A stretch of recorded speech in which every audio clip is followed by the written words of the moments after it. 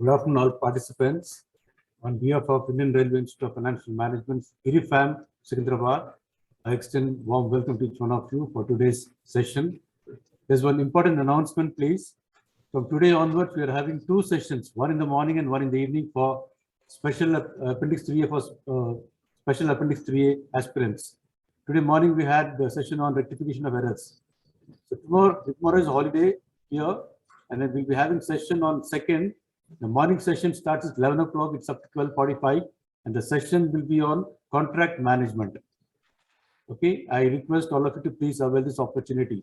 So from today onwards till 11th of March, we have two sessions, one in the morning at 11 o'clock to 12:45, another one at from 3 p.m. to 4:45. Today's topic is role of statutory audit, audit objections, and draft para. And to take up the session, we have Shri Damodar Prasad, retired senior affairs officer railway. Welcome, sir, and it's over to you to come in the session. Thank you, Mr. Benhar.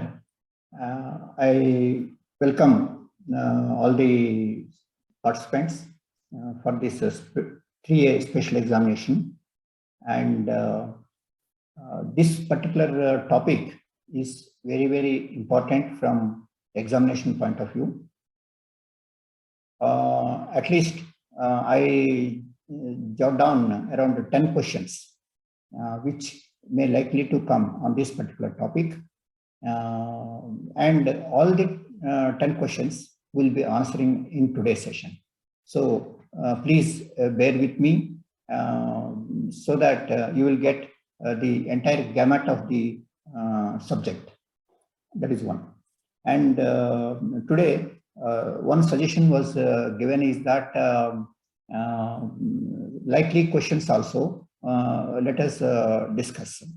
So what I would like to do is that likely questions on this particular topic, say role of audit, audit objections, and draft para. That means entire statutory audit on this topic. The likely questions I will read out.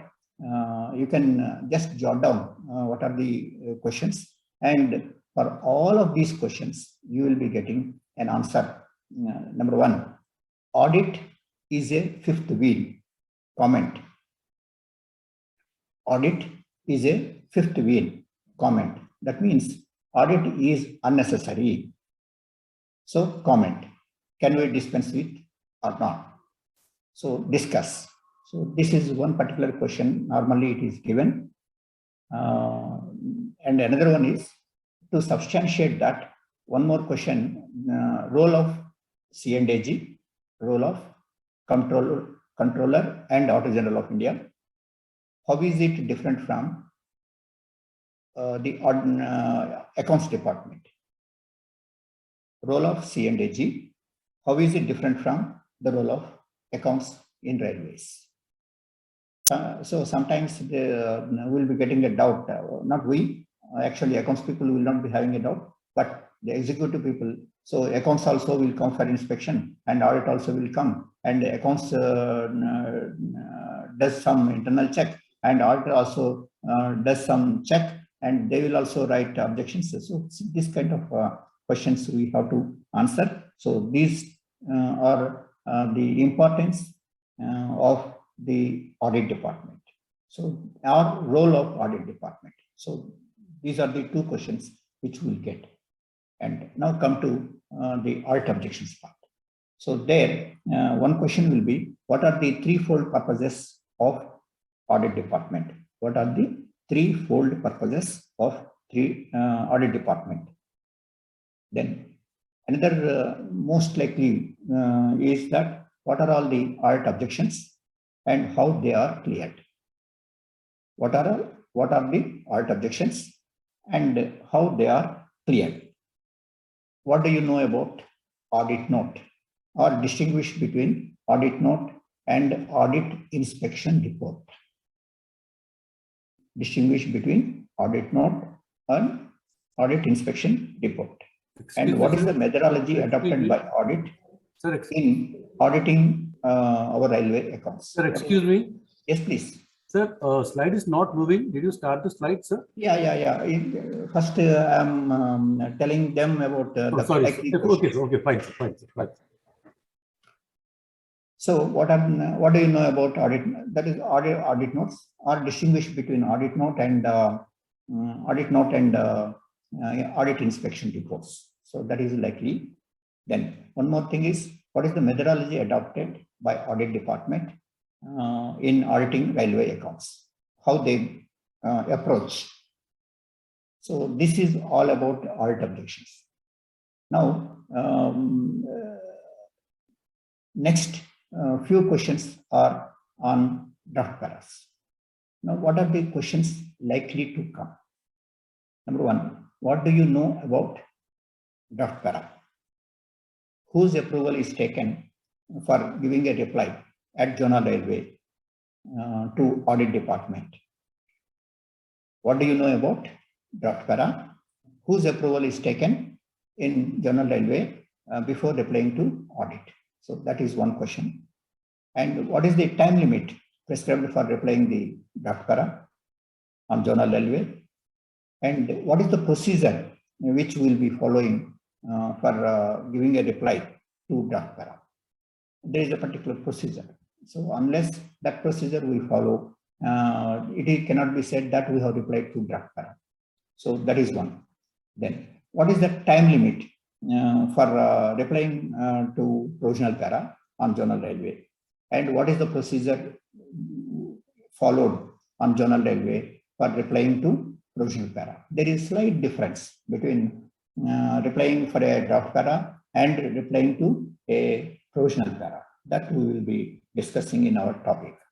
Then one more thing is, what do you know about regularity audit or compliance audit and performance audit?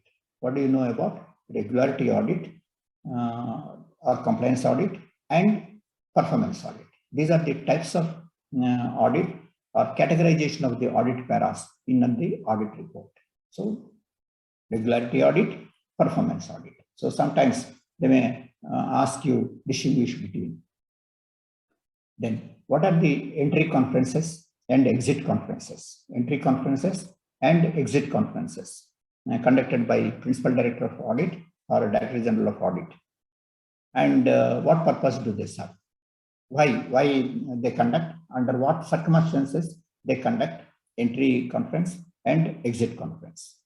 Then the last one, what is the procedure followed for replying to audit para? What is the procedure followed for replying an audit para? And at what stage action taken note, ATN, is prepared and sent to Railway Board by the Zonal Railways. So these are all the 10 questions I jotted down so that you will keep them in mind while listening to this particular topic. But most of the times there are oft repeated questions on this audit. So please be prepared. And once you get question, when you listen to my session, and I am sure you will be answering all the questions without any hesitation. Okay. Now let us start our session. Now, Comptroller and Auditor General of India. Never do a mistake of writing a spelling mistake.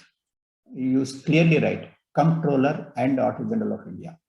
So in this organization is the final and supreme audit authority in India and created sui generis by the Constitution of India.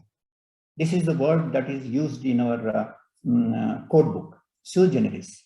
So that means specially, unique way it was created under the Constitution. So that is the importance of the C&AG organization. When sui generis by Constitution means it is a constitutional body. It is a constitutional body. how can we say that it is a constitutional body? His functions and powers are derived from the articles 149 to 151 of the Constitution of India, 149 to 151. There his functions were given. What is expected from C&AG, that is given. And further, these powers are defined by an Act 1971. Later on, it was amended in 1976. So you can say that C&AG, that is role of C&AG, when you are writing answer, so you should say that it is a constitutional body. Can it be dispensed with? Absolutely no, because it is a constitutional body. It has been created by Constitution. As per Article 148, it has been created. And its functions, what it is supposed to do, it is written under Article 149 to 151, 149, 150, 151. Therefore, it cannot be dispensed with. Unequivocal terms you should be in a position to tell. Now, what is there in 149 to 151? If summarized, the C&AG shall perform such duties and exercise such powers, such duties and such powers as prescribed under any law made by Parliament.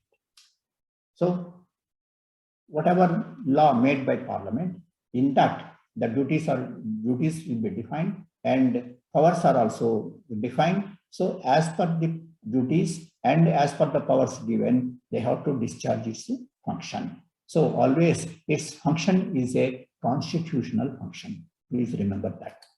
Then, number 2, that is 149 is over 150.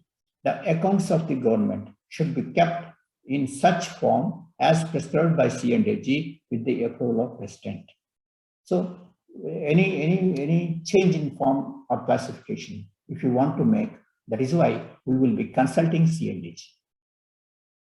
Through control of government accounts, we will be submitting, and C&AG, Comptroller and Auditor General of India, he will agree to that.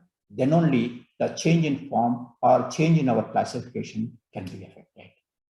That is why, if you remember, in our appropriation accounts also, there is one statement which we will be sending. It is changes in forms and classification. So, under the year of review of the appropriation accounts, any changes in form and classification made, we will be incorporating. So, this is the another good function of the C&AG. Third one is, so after doing auditing, either what they are supposed to do, they have to report. Report to whom? Report to people, because it is a constitutional body. So, reporting to people means where they will be keeping. So, all their findings during auditing of union territory or union government or state governments, the report should be tabled before Parliament or the state legislature.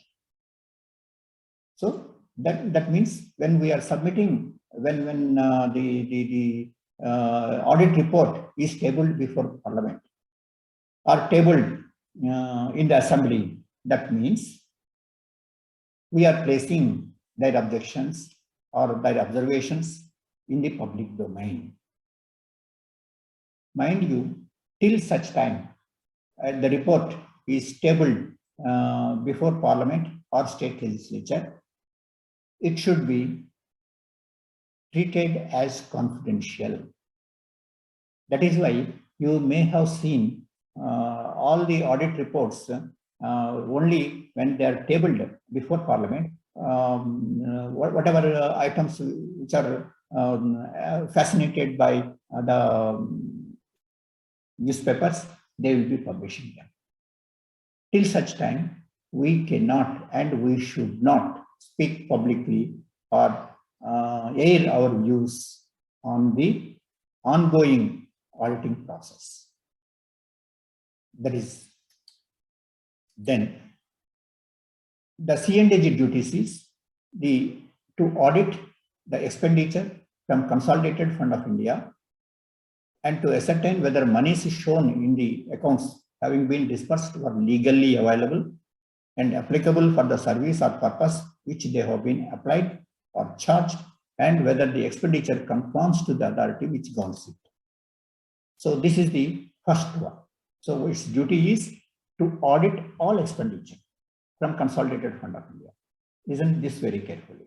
So that means any amount we are giving as a grant to some organization also, any money going as a grant to from Consolidated Fund of India, that unit has to be audited by C&AG.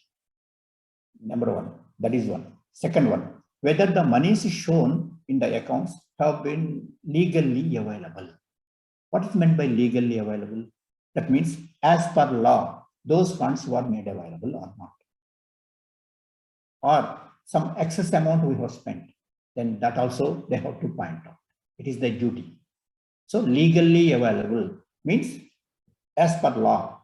That what is as per law? Any money, if you want to take from Consolidated Fund of India, you need to apply in the form of demand for grant, and it has to be voted by Parliament. If it is a voted expenditure under Article 112, and if it is a charged expenditure and President approval is sanction is taken, and then we can say that the monies are legally available. Then one more point, applicable to the service or purpose which they have been applied. What is meant by this? That means the purpose, for what purpose we have given. So whether that has been done or not, that means we have got reappropriations.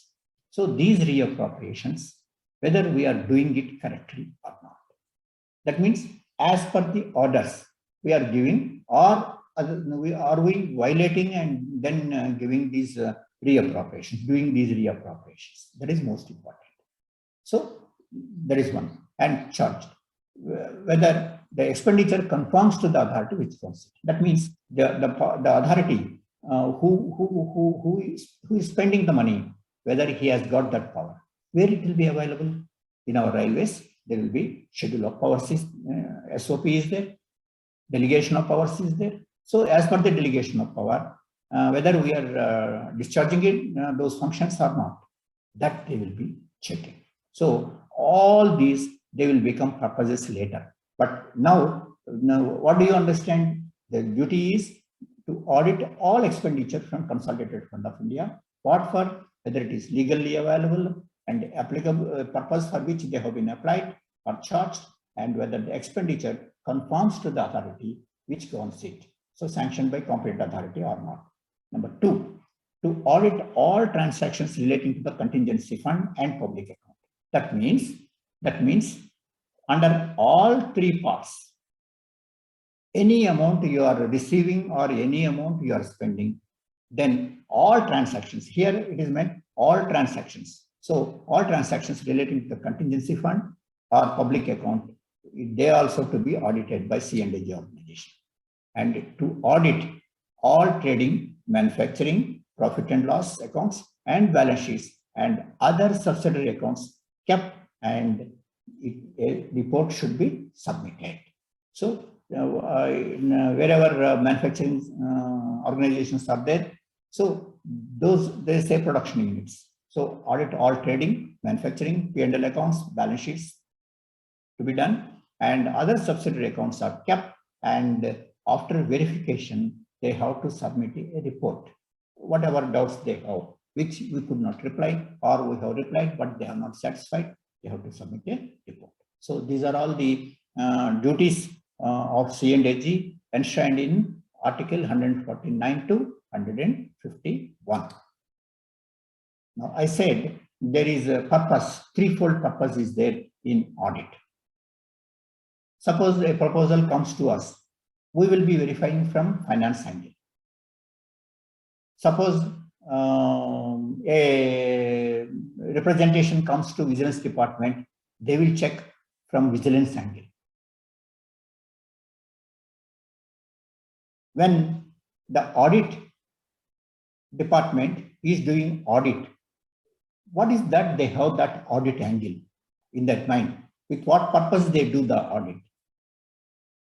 You see, what are all the duties which I told? So you, one by one, they will be available under these purposes. What are the three purposes? Number one, accountancy audit. What is meant by accountancy audit? The name itself says that arithmetical inaccuracies, if any are there, or technical errors, principal errors. Instead of putting a debit, you have put a credit, like that, or technical errors. That means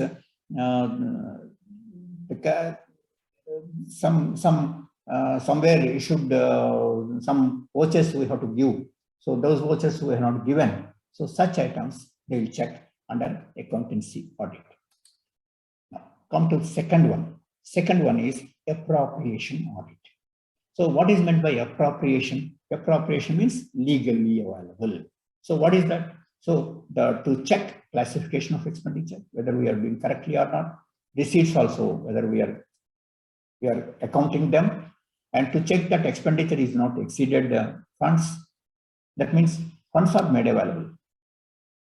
Suppose 100 crores was given, whether we are spending 100 crores or less, or whether we are spending more. So that is one. So as a part of parliamentary control, this appropriation audit will be done. So once we do this appropriation, that is, you can see that legally available. For that, here these checks will be there. Okay, next. The third purpose is administrative audit. Administrative audit. Under administrative audit, they will check all sanctions. Now, what is that is why how will they get sanctions? Every sanctioning authority, they have to necessarily mark wherever financial implications are there. They have to necessarily mark all the sanctions to audit department also. We knew that one copy anyhow it will come to us because we are waiting that or we have given concurrence to that. So sanction letter it will come to us. But same one copy we should go to audit department also. That is most important. If somebody is not doing, it is our duty to tell and see that they follow the procedure.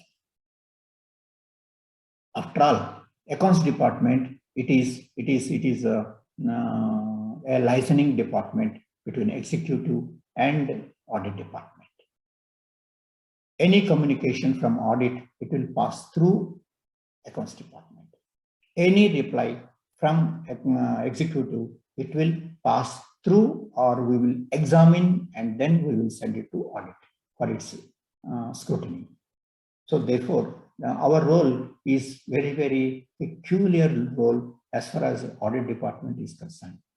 Not only that, we are the record keepers of the audit objections. Department-wise, year-wise, we will keep those records, how many audit objections are pending against which department, and what are the year-wise distribution. All those things we will be maintaining. Not only that, we will conduct bipartite meetings or tripartite meetings at appropriate level, right from AO level up to AGM level. We will conduct meetings to see that replies will go to audit, and audit also, they will not sit on those replies and they have to examine, and then if they have got any, if they are satisfied, they can close that file. So this is how it will be done. So one more important point is that, okay, when that slide comes, I will tell. Actually, accounts, many times people will be asking, when accounts is there, why audit? So that unequivocal terms, I already told that it is a constitutional body. Now, what about us, accounts department? It is a participative management. Its role is participative management. We are part of the management. Day in, day out, concurrently, we'll be dealing with the proposals. Whereas audit function is ex post facto. What is meant by ex post facto? After a particular event is over, then they will take our files and then they do that check. They take our vouchers, they take our JVs, they take our files, they inspect the offices, and then they do the auditing, and then they give this report. So we should have a clear distinction between the role of audit and the role of accounts. And what is the significance of audit? Or sometimes importance of audit. Number one, as I already told, it is a constitutional body. Its functions are written in under Article 149 to 151, and its duties, as Parliament passes the law, accordingly those duties have to be done. An act was passed in 1971 and amended in 76, and accordingly they have to do all expenditure from Consolidated Fund of India, they have to audit. And all transactions under contingency fund and public account, they have to audit. That means any transaction, we knew that all the transactions of government, for that matter, railways also, they flow into any of these three parts only. That means all government departments, their accounts, they need to be audited by C&AG. Next, it carries out constitutional duties. Any hindrance caused to audit while discharging its functions, it is a constitutional violation. It will be viewed very seriously. When they ask for files, when they ask for some certain documents, we are supposed to give to them. And no executive has power, no, I will not give. Even secret document also you are liable to give. Only thing is, take higher up approval and then hand it over. Take Xerox copies of the files and then hand over. You cannot withhold any document which was requisitioned by them. Suppose it is a secret. That secret document confidentiality will be preserved by C&AG organization. You may have read the C&AG report on a Rafale deal. So in that Rafale deal, you can observe that whatever secret document given by government, they maintain that secrecy. So don't worry about that. But tell them it is a secret document. That's all. And one more point is that these constitution, because it is a constitutional body, suppose some warfaze waiver files and etc. Some organization, some department is not giving. Then in that case, what audit will do? They will, at the end of the year, whatever requisition, suppose we are not given vouchers or some department has not given some files, then how many man hours lost? They make out a list and they will ask us to vet, and then that will find place in its audit report. Please be careful with that. Then C&AG assess PAC, that is Public Accounts Committee. What is Public Accounts Committee? It is a mini parliamentary committee. It consists of 22 members. 17 from Lok Sabha, 5 from Rajya Sabha. So these 22 members, they will be examining the audit paras of central government, state government, how through scrutinizing the appropriation accounts. Because the appropriation accounts are already submitted and scrutinized by C&AG. So it will assist the C&AG organization will assist PAC in scrutiny of the appropriation accounts. And as a result of scrutiny, PAC, it can recommend as deemed fit. And whether to act on that or not, it is an entirely different issue because it is in the realm of the concerned ministry. But definitely they have to acknowledge the PAC recommendations, and what action taken also it has to be reported. Please remember this. The scope and extent of the audit are determined by C&AG. That means कितना तक कौन सा topic चुनना है, कौन सा topic पे report करना है, what are the accounts to be checked, and what is the percentage of check they want to do, for how many years they want to go back. Entire thing, it is left to C&AG. It is not in our realm, and it is independent. You may be having a doubt, sir, are we not independent? No, we are not independent. We are not a constitutional body. C&AG, Comptroller and Auditor General of India, it is a constitutional body because when it is independent. Do you mean to say that all constitutional? Yes, the independency, it is not in words. It has been protected by Constitution. How? His oath of office requires him to uphold the Constitution. That is the oath he will take. Mr. Murmu, the present C&AG, also took the same oath. What is the oath he taken? Uphold the Constitution and the laws, and to discharge his duties without fear or favor, affection or ill will. That is the oath they have taken. So therefore, okay, they should not have any fear, because it is whatever they are doing, it is a constitutional function. If they don't do, they are failing. If they are doing, then you should appreciate,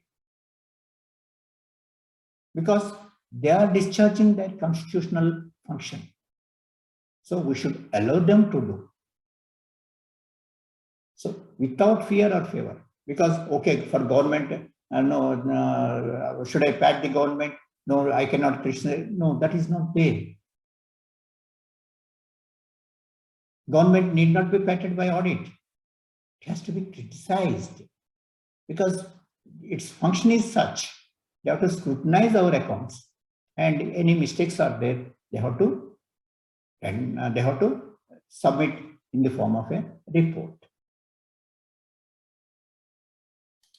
Then, how that independency has been safeguarded? Number one. So, under Article 49, it provides that the Comptroller and Auditor General of India shall be appointed by President under the hand and seal, and shall be removed only from the office in like manner on like ground as Judge of Supreme Court. See, listen to this very carefully. He can be removed. He will be appointed under President, by President, and he can be removed just like a Judge of the Supreme Court. He cannot be just asked to go away. So, as a Judge of Supreme Court, how he will be removed? In the same fashion, he can be removed. That means he is at the status in this status of a Judge of a Supreme Court. Yeah. It also provides that he would not be eligible for any other office, either under Government of India or the government of any state. And so, number one, he is not eligible for any office of profit after demitting the service. After demitting the service, he is not eligible to take up any work. So, to avoid that vindictive attitude, so that safeguard is given. One more safeguard is given. What is that? The administrative expenses of his office, C&AG office, including salaries, allowances, pensions payable in respect of persons serving in that cap office, shall be charged expenditure. So it is a charged expenditure taken from Consolidated Fund of India, and so when it is charged expenditure, then vote of Parliament is not required. See, these are the safeguards that are given. Then, now let us come to role of C&AG. Hope all of you now understanding that role of C&AG, importance of C&AG, what are the safeguards that are available to C&AG to function independent way, without fear or favor, without affection or ill will, how he can discharge. Not in words. Actually, it is written in the Constitution. All these safeguards, they were provided. Now come to railways. C&AG in railways. C&AG is responsible for the audit of the accounts of the Indian Railway, but he has got no responsibility for compilation. This compilation still rests with our accounts department only. As far as accounts of the railways are concerned, the responsibility of compilation of the accounts rests with accounts department, and audit department, it scrutinizes, examines.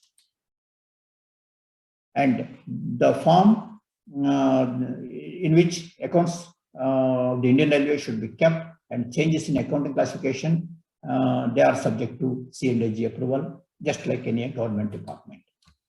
And at the apex level of Indian Railways, that means in the railway board level, at the railway board level, there will be additional deputy C&AGI railway. He is otherwise known as DAI. So additional deputy C&AG of India Railways, he is responsible for scrutinizing the railway portion of the finance accounts, including review of the balances, examining the appropriation accounts, submitting a report. All these functions are for and on behalf of C&AG. He, the additional deputy C&AG of railway, he will do. So at the apex level, to see the audit functions of railways, additional C&AG is the responsible. Now come down to railway, zonal railway, how it will be. So already I said C&AG will be assisted by additional C&AG, that is DAI, and subordinate to him there are DG Railways, Principal Director of Audit or DGA, Director General of Audit at zonal levels. Deputy Directors will be there, and senior or divisional audit officer will be there. These are responsible for conducting the audit of the accounts of the Indian Railway, expenditure and receipt transactions, including stores and accounts, stores and stock accounts. So this is the railway audit organization. And C&AG relieved of the compiling accounts of the railway department from 1929 onwards as per the Akhrat committee recommendations. Then the cost of railway audit is borne by the railway under miscellaneous expenditure. Actually, not only railway, any government department, its audit organization expenditure, it has to bear it. So similarly, railways also bears it as a miscellaneous expenditure under measure head 3001. And audit duty is ex post facto, constitutional, while accounts job is concurrent and as of participative management. This already I told. And Principal Director of Audit, he is responsible for detailed audit of the accounts and conducting inspections at the various offices of the railway. Most importantly, if you look at wherever our accounts office is there, the audit at the level, at the same level, the audit office also will be there. Wherever accounts office is there, at the same level, suppose PFA office is there, Principal Director of Audit or Director General of Audit will be there. Suppose Senior DFM is there, Divisional Audit Officer will be there. So like that, wherever accounts unit is there, it will be entrusted to an audit department, audit wing will be there. All expenditure and receipts of the railway, whether under construction, open line, traffic, or accounts of the stores and stock, manufacturing, are audited with reference to the financial transactions pertaining to railway and offices under his audit and accorded under the various railway authorities. So whatever codal provisions are there, accordingly, financial sanctions also they will scrutinize. Allocation of estimates sanctioned by those authorities, that also they will check. And general orders issued by general manager, that also they will check. All sanctions pertaining to the local traffic, they check. sanctions issued by railway administration relating to the interchange of traffic between two railways. All these are checked by Principal Director of Audit. So whether the expenditure or receipt pertaining to construction organization or open line organization, traffic department, or accounts of the stores, manufacturing, etc., all these are audited, and that audit will always be with reference to these. Mind you, sometimes the executive will ask, no, let them do, come and sit and do the job. It is not their duty. Their duty is whatever sanctions, who has given sanction, railway has given. Who has prepared the estimate? Railway has prepared. And what are the time limits which we have given for POH, etc.? It is in the manuals. Who has written them? Railways. So whether what we are promising, whether we are doing it or not, that is their duty. They need not worry about, no, if I were a chief engineer, what I will do. No, that is not their job. Their job is auditing. So they do that. Then their object is to ensure the system of accounts adopted and used in accounts department are suitable. System is fine. That means if somewhere some problem comes, so it is going to be unearthed while scrutinizing the accounts. That is most important. And the check by the internal check mechanism is sufficient. The internal check mechanism is sufficient. That means balances, checks and balances are available. So what is internal check? The check which we do, we means accounts department do with reference to the codal provisions, that is called internal check. The accounts are maintained and checks are applied with accuracy, and the arrangements are there in the accounts department that railway accounts offices to ensure attention of the financial interests of the railway. So whatever in our finance or in our books maintenance, whether we are doing it diligently or not, they will check. So once this is done, that is their job is over. And in that mistakes they found, then they will write to us, and then how it will be processed, that is a different issue that I will tell. And auditing is done with respect to codes, manuals, instructions, sanctions, etc. This already I told. Now come to the next question. What is the methodology they follow? Only two methods are available. Number one, inspections. We go inspection, they also go for inspections. Inspection of executive officers. And check of vouchers. Vouchers where they will take from accounts department. So when during the inspections, if they find any mistake, they will issue inspection report. During the check of vouchers, if they find any mistake, they will issue audit note. So distinguish between audit note and the inspection report. Listen this carefully, jot down. Whenever any inspection is conducted, they will issue inspection of the executive officers. They will issue inspection report, which we call it as audit inspection report. And if any vouchers check will be done when the voucher requisition is made to accounts department, and they will take the vouchers, JV, CO7s, other paid bills, all they will take that. They'll check. And in that, if any mistake they find, they will write to accounts department. That we call it as accounts note. Accounts note is different from audit inspection report. Okay. Now, applying percentage check or test check on the vouchers records periodically. That there is a fixed time limits are there. Suppose closed agreements, 100% we have to check during the last 3 months. There are certain guidelines were given. So accordingly, they do that. Check of accounts, initial records, books and documents during inspections, they do. And accounts officers should ensure affording all facility to audit in discharge of its duties. If anyone is not cooperating, they will ask us. And we should impress upon that executive that, mind you, they are doing constitutional duty. So please allow them, or serious consequences shall be faced. So this is in these terms we have to tell. Yeah.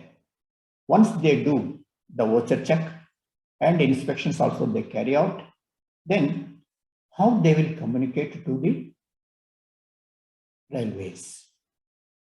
These are called audit objections. Now, what are audit objections? Next question I am answering. So what are the communications which we receive? First one, audit notes. Already I told, detailing the irregularities discovered during the course of audit of accounts office records. For this audit note, when I am keeping the record, I will keep all the audit notes against accounts department only. We will not distribute to other departments because they got nothing to do with that. They took vouchers from us, so therefore we are responsible to give reply. Yes, if accounts officer wants some more information, yes, he can seek information from executive, but furnishing reply is the responsibility of accounts department. So in the accounts department, to which section that pertains, I'll distribute them. I'll maintain year-wise also. So this is how record keeping of audit note will be maintained. Second one is inspections. So inspection reports in duplicate, they will be given to us, and then we'll be sending to the concerned departmental PHOD or HOD or branch officer in charge, and then we'll be getting replies duly vetted by associate accounts, and then those if acceptable, then we'll be sending the reply to audit department. Audit also will examine that, and then if they are satisfied, they will close. So closure advice will come to accounts department, and then we will be advising the closure of, say, suppose some 40 paras are there. So suppose 39 paras reply was given. All 39 paras, they found that it is fine, and they will give closure of para number 1 to 39 stated as closed. Then there will be one para remaining. So that para reply, if you are not able to give, and then they will ask some more questions. That question, what they ask on the initial reply, we call it as rejoinder. Rejoinder माने तो क्या है? Whatever initial reply what we have given, उनके उसके ऊपर अगर दूसरा question उसका पैदा हुआ तो then they will ask, and that question we will treat it as a rejoinder. Initial reply करने के वास्ते 30 days time limit is given. Rejoinder reply करने के वास्ते 7 days. It has to be replied. We cannot sit on the audit objections. अगर audit objection के ऊपर आप वैसा ही नहीं काम करे तो audit objections pile up होगा. If they are piled up, then the report will go to railway board, and from railway board they will say that if the position is deteriorating, please improve. Then one more type of audit objection is there, special letter or specific reports. These specific reports or special letters are more important and serious irregularities discovered during the course of audit of the accounts and departmental offices and station reports. That means immediate action needs to be taken. That is why they will issue as a special letter addressed to general manager. They will issue and reply should be given. So all these collectively we call them as audit objections. These audit objections, it can be replied from a gazetted officer, and we can receive in the accounts department. We will verify them and then send it to audit. So this is how the communication from the audit are addressed. Okay, this also I told. Any reply you get through accounts, this already told. Requisition completely. Otherwise, man-hours loss, this also already I told.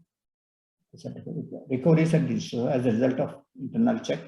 So if any item is found, it is coming in the purview of internal check, and if they found out, then they will include that under column 3A. That means our failure will be there. So when it has come in our internal check, we have failed, but audit has found it. So that is why recovery is made at the instance of audit. When we certify, we should be very, very careful, and any remedial action has to be taken, we need to take. Then closure of audit objections will be done, and accounts office will maintain record.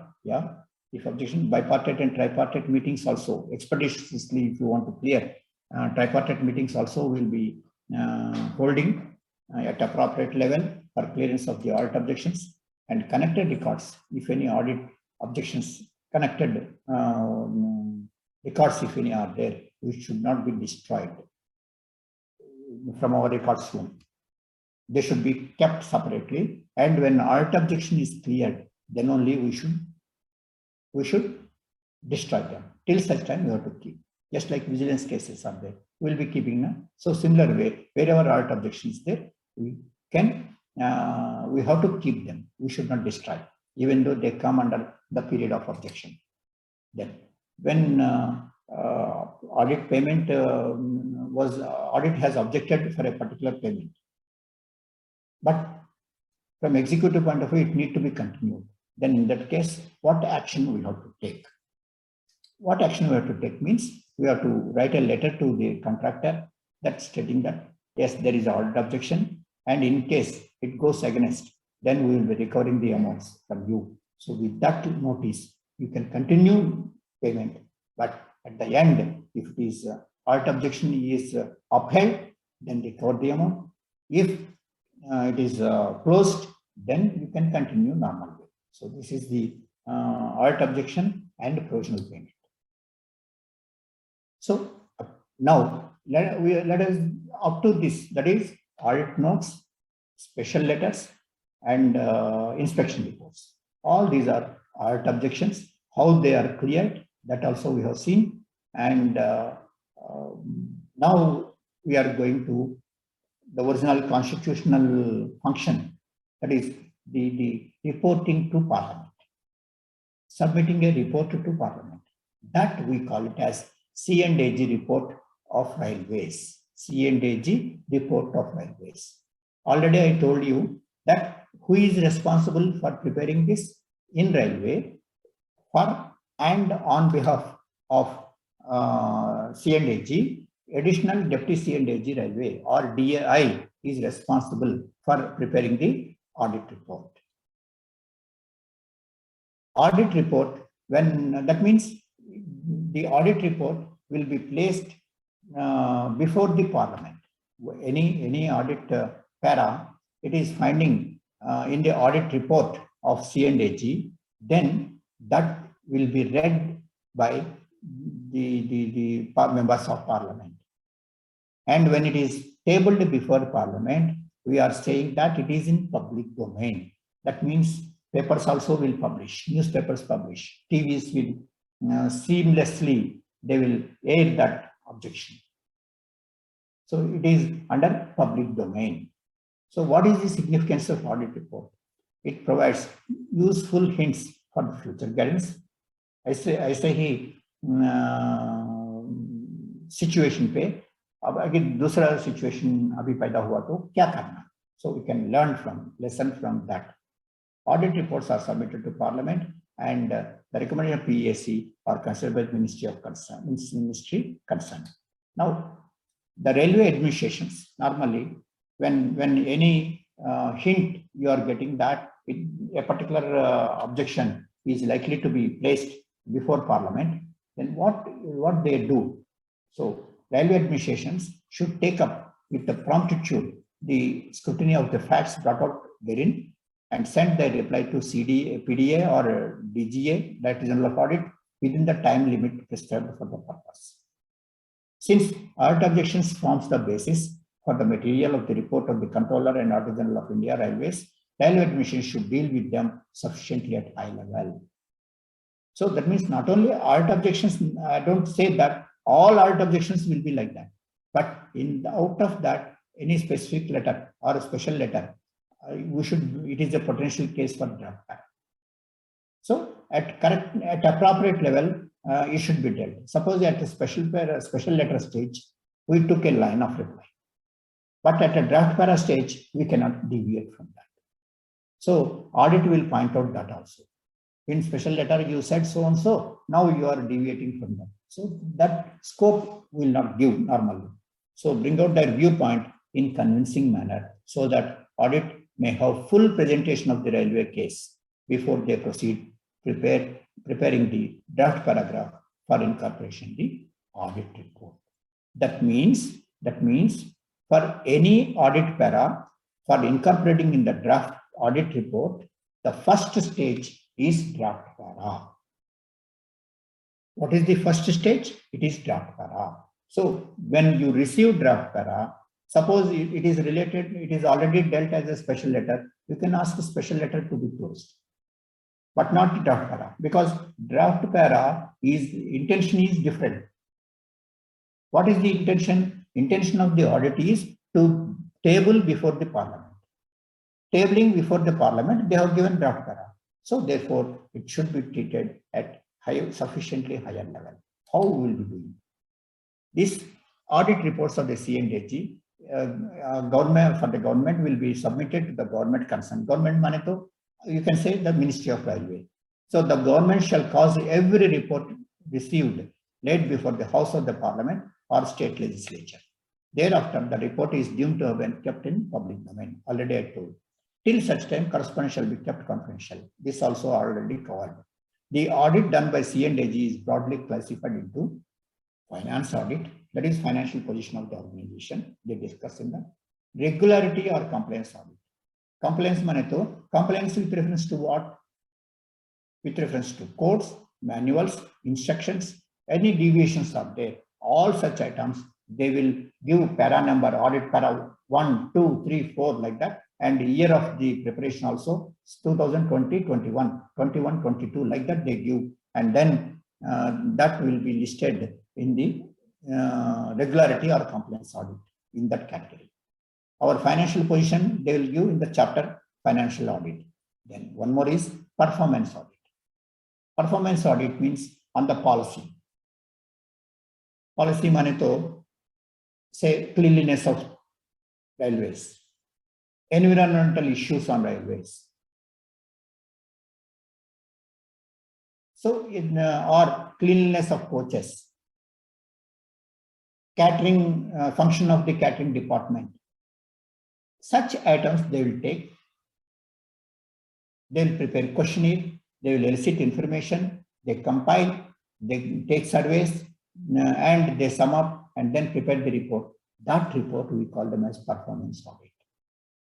During this performance audit only, I said exit conference and entry conference they will prepare. They will ask PFA to call for entry conference before taking up a particular policy study. They want to suppose what is that they have in mind. What is that they want to check? Who's any nodal agency to be fixed, nodal officer to be fixed, any assistance is required at the lower level, inspector level, then all those things they will be discussing in the entry conference. After that, within 2 to 3 months, they prepare the report also, and they give that, they discuss that report in the exit conference. This entry conference and exit conference, they will be held at the request of the PDA or the Regional of Audit, and generally HODs or deputy HODs, they will attend the meeting, and AGM at PFA, definitely they will be there. Then all those reports, these we call them as performance audit reports, or sometimes we call them as theme-based audit reports. Theme-based audit reports, TABR. So theme-based TBAR, theme-based audit reports. These are to be treated on par with draft para. How a draft para is dealt. Similar way, performance audit or IT audit also should be dealt. So that is the all about audit report. Now, broad objective of the report is that whether the financial statements, including appropriation accounts, are properly prepared. With that view, they keep, and it will be there in the financial audit. Whether the provisions of the Constitution and the applicable laws, rules, regulations, etc., orders issued by competent authority, whether we are following it, that will come under compliance audit or regularity audit. So here, draft para will be issued. Then the extent to which an activity or program or organization operated economically, efficiently, or effectively.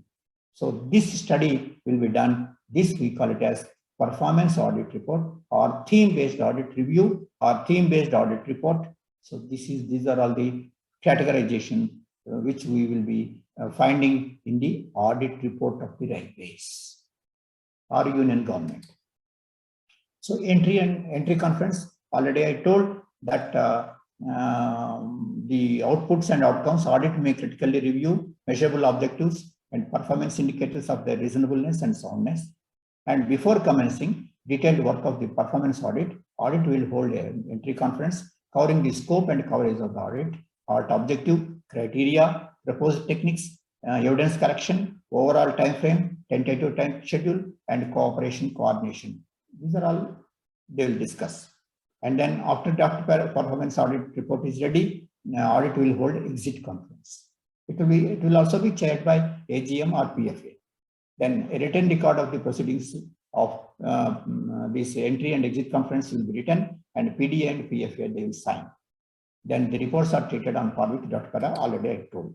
Now, so once we knew in how many chapters the audit paras they will be published, finance audit, the compliance audit or regulatory audit, performance audit or theme-based audit or theme-based audit report or review. So these are all the things. And if it is related to IT, it is incorporated in the IT audit. So this is how it will be done. So whatever it may be, for finding a audit para in the audit report, the stages, what are the stages? So first stage, already I told you that it is a draft paragraph. The second stage is provisional para. If they are satisfied, they will not pursue further. Here, the main important point is that just like unlike audit objections, here no provisional advice will be given. And we will not ask. We should not ask. Provisional advice we should not ask. May not be pursued further. That means at the draft para stage itself, they are satisfied. If they want, after scrutinizing the draft para, if they find that yes, our reply is okay, they will not give anything. If they are not satisfied and they feel that there is a point, and it can be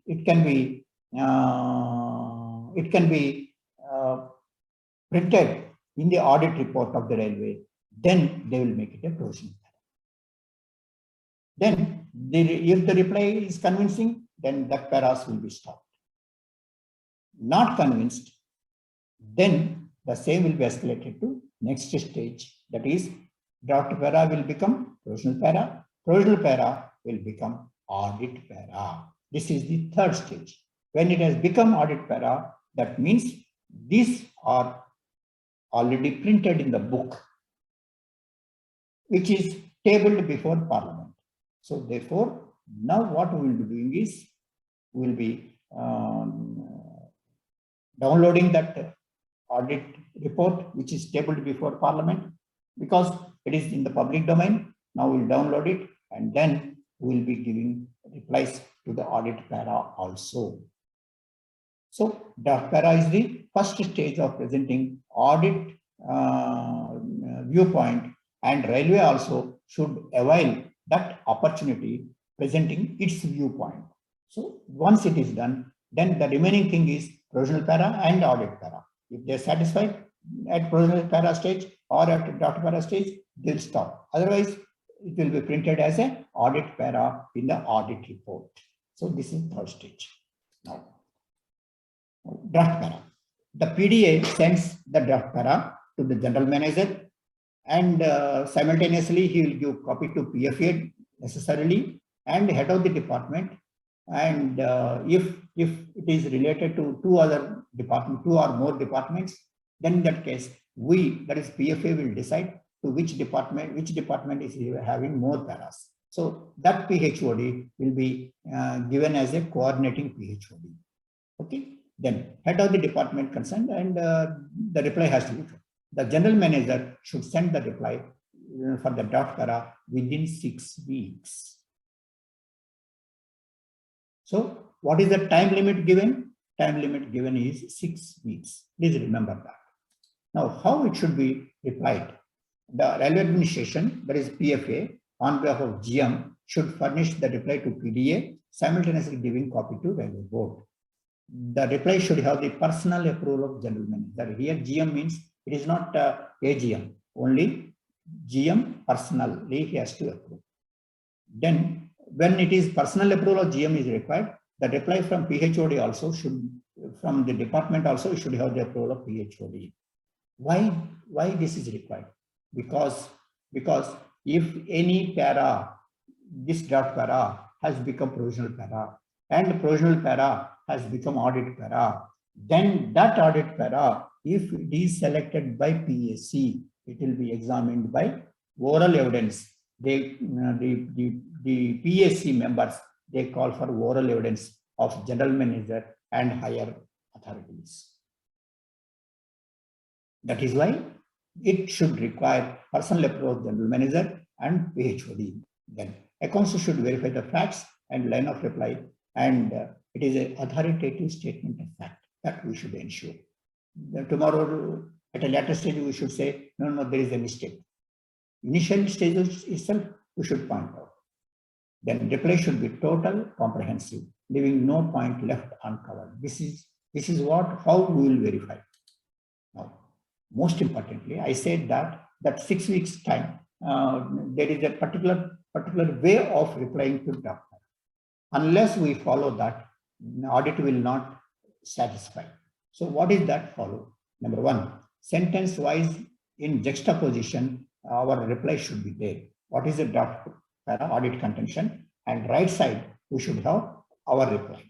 Sentence wise, each sentence. Suppose it is having 100 sentences. 100 sentences, we should bifurcate and give reply, whether factually correct, factually not correct. And if it is in between, we should give explanation.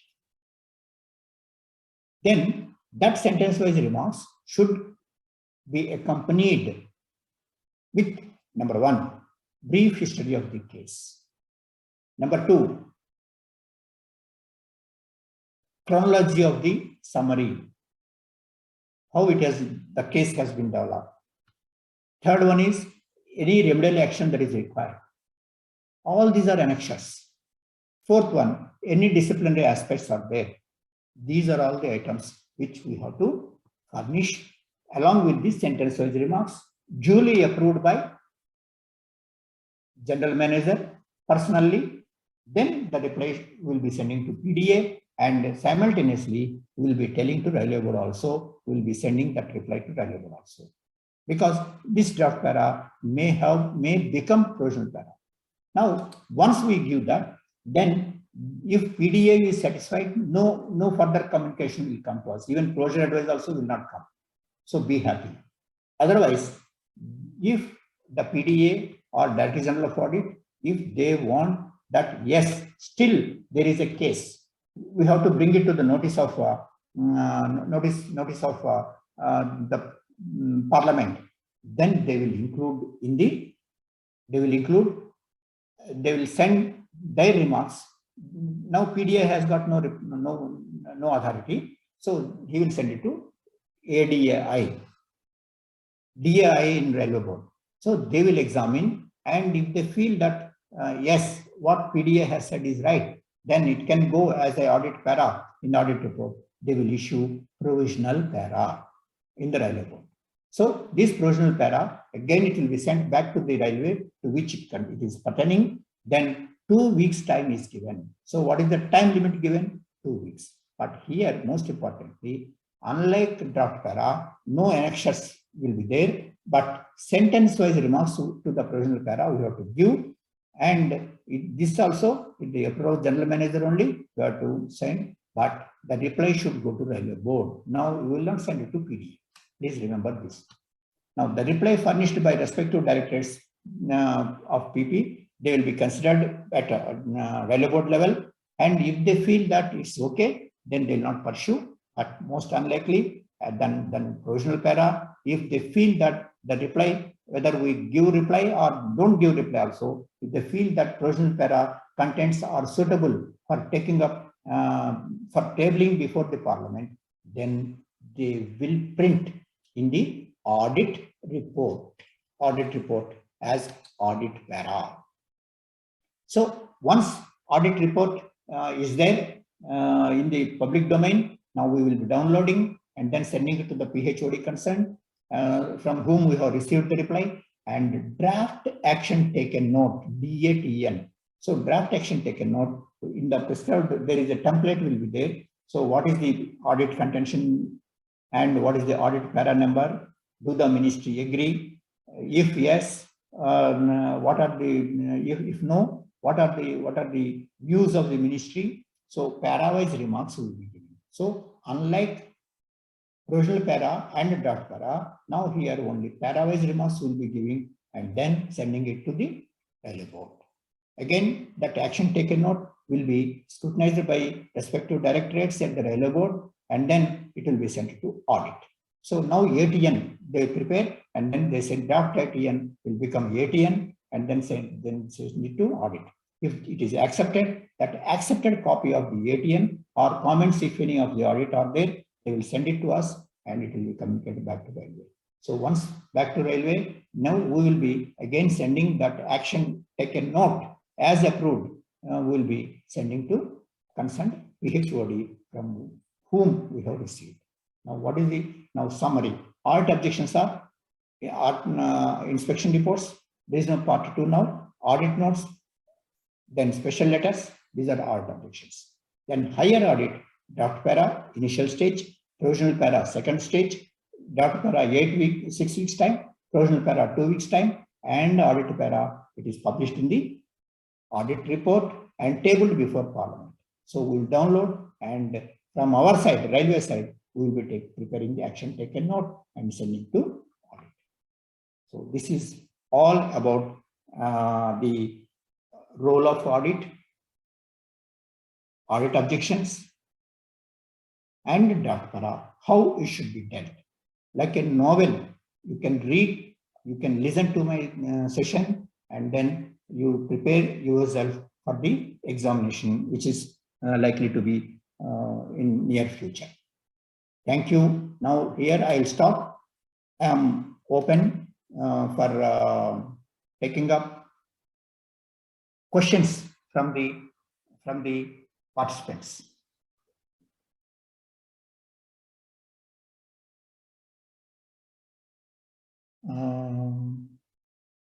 Shafi Garu, you can unmute all. Sir, all are unmuted, sir. Okay, thank you, thank you. Dear participants, if you have any doubts, you can raise hand or you can ask. All are unmuted.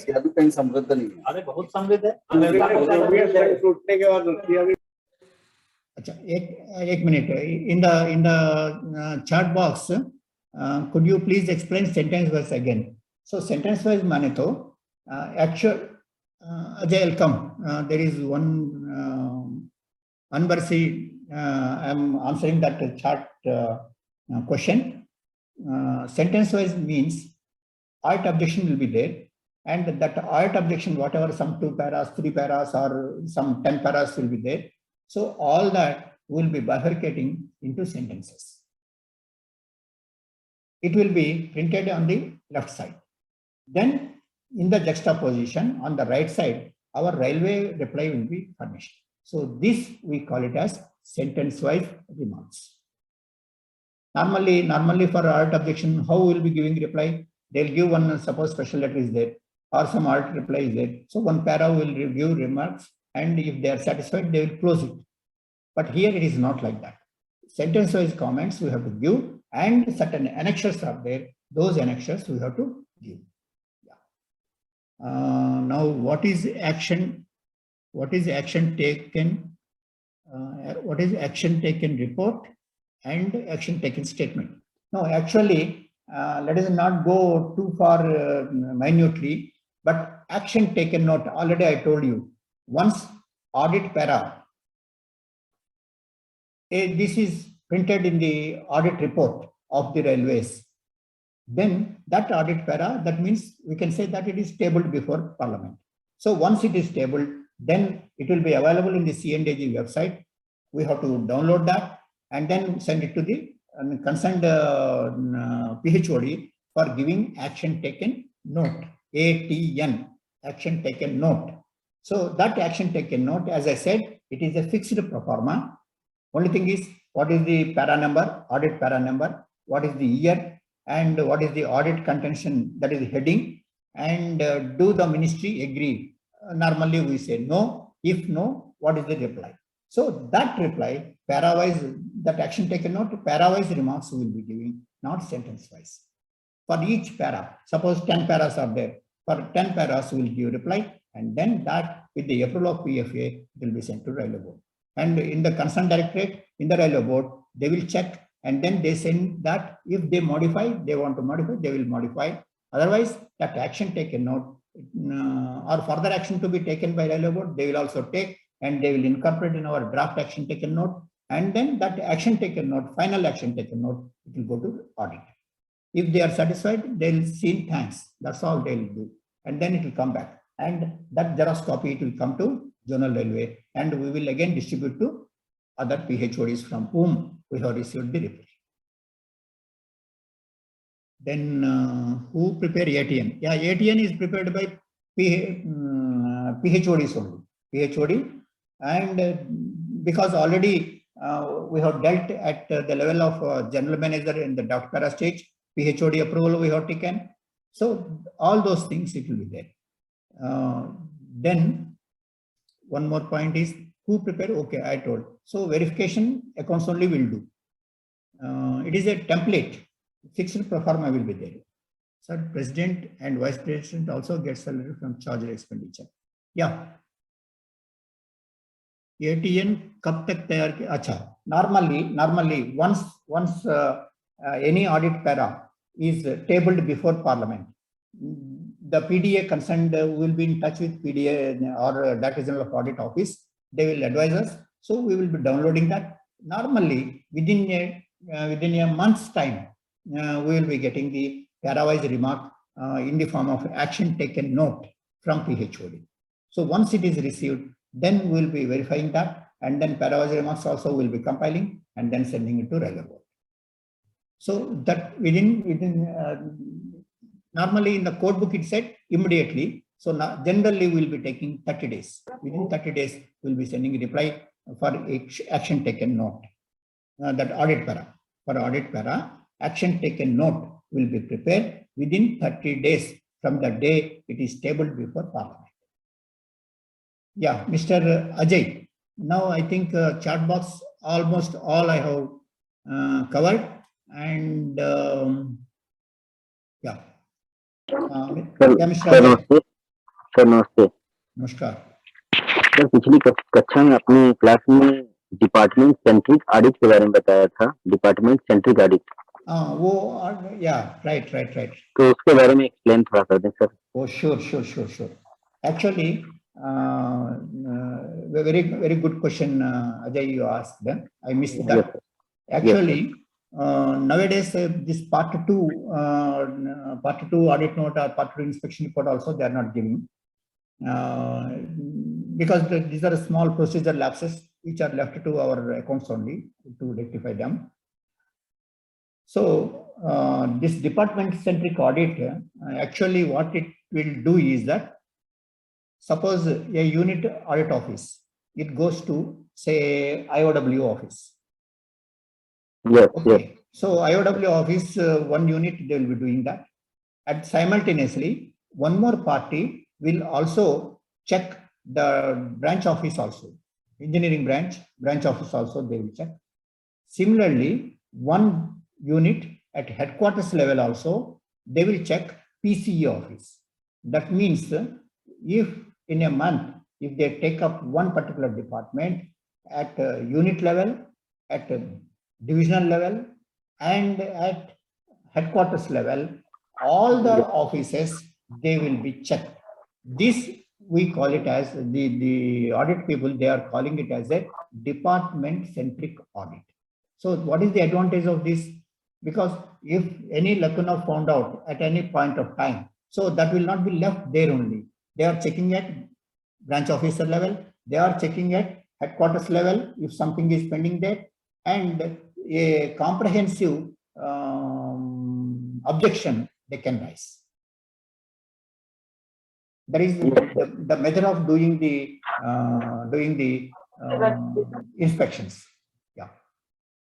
तो किसी भी department के लिए चाहे unit level हो, चाहे division level, चाहे quarter level, same department का पूरा फाइल्स देखेंगे उन लोग, and there will be no, it has been sent to headquarters, there they will not stop. That there also they will see, and then comprehensive report they can prepare, they will prepare.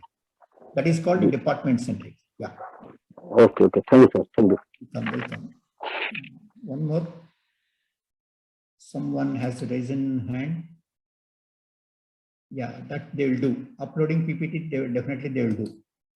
Then any other doubts, please? Because this is my presentation, it is very should be comprehensive, and at any nook of either short notes or distinguish between or essay question, anything if they ask, you will be in a position, I am sure you will be in a position to write. Yeah. Hello Mr. Yeah. आपका hello नाम? Sir, ये अमरनाथ कुमार बोल रहा हूँ sir. Amarnath Kumar, या बोलिए। Sir ये ATN जो है, ये प्रोविजनल पैरा के बाद और ऑडिट पैरा से पहले तैयार किया जाता है क्या? नहीं, पहले या पहले स्टेप तो ड्राफ्ट पैरा। Yes sir. वो तो 6 वीक का समय दिया हमारे को रिप्लाई देने के वास्ते।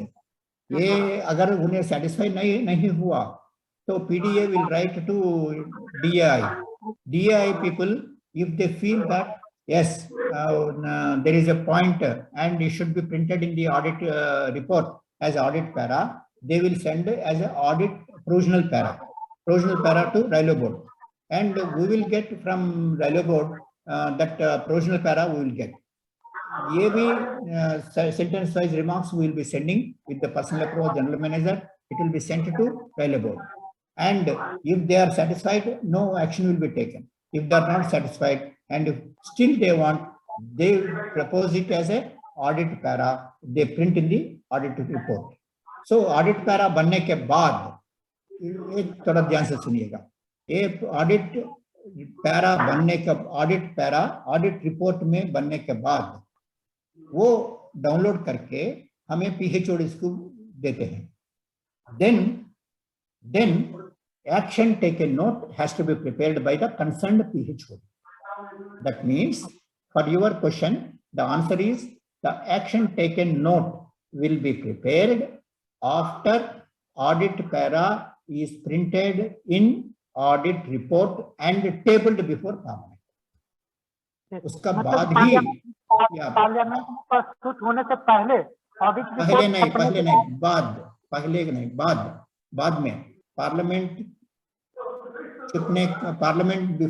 before placing in the parliament, after placing in the parliament, then we will download, because it will be in public domain, we will download, and action taken note will be getting from PHOD and then sending to Rilo.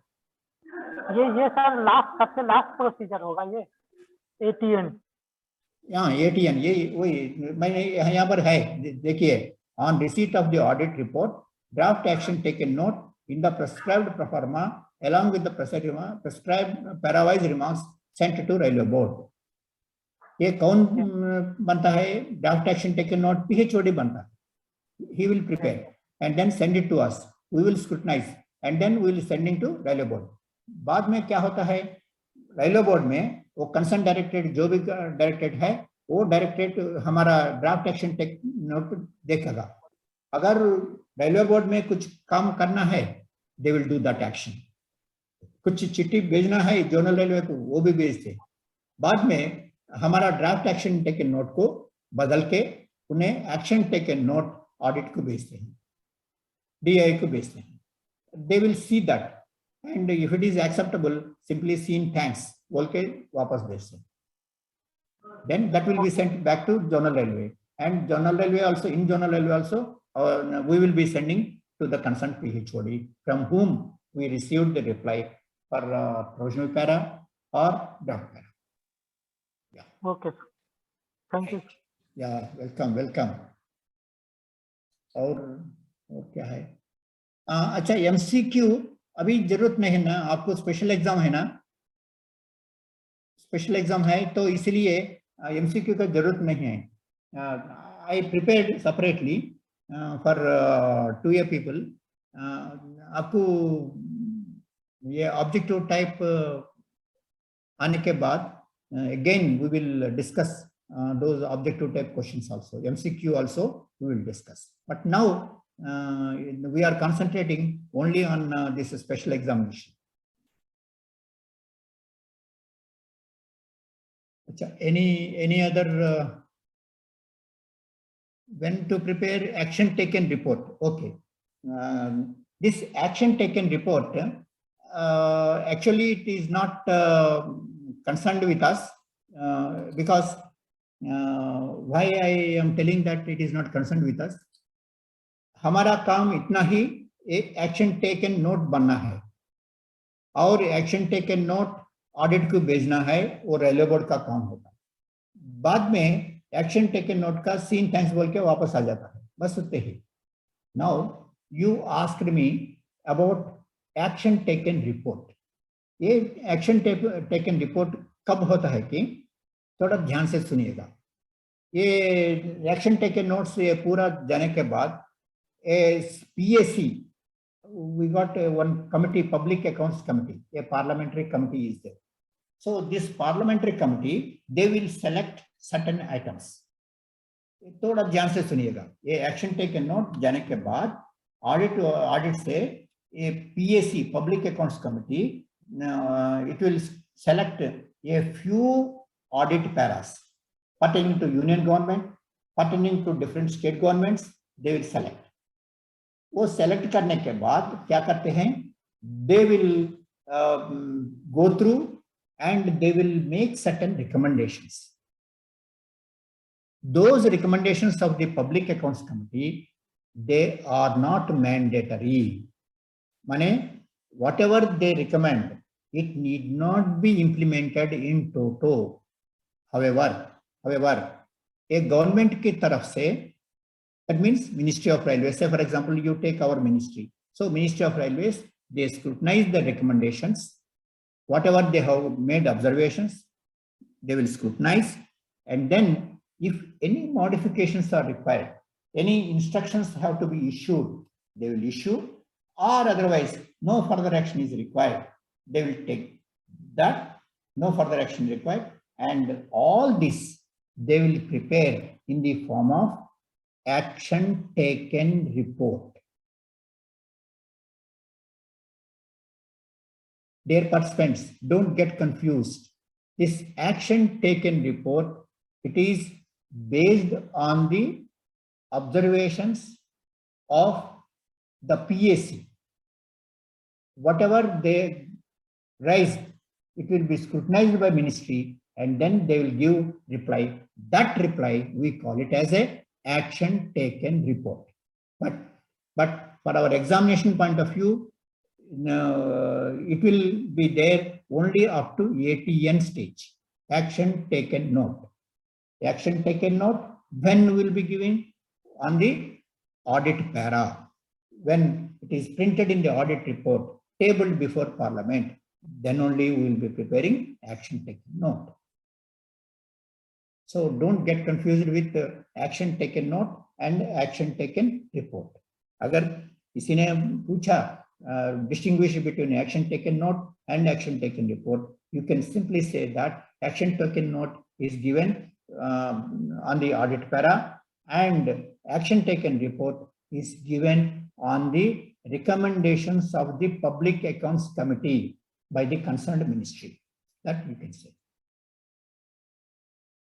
Now, any other questions?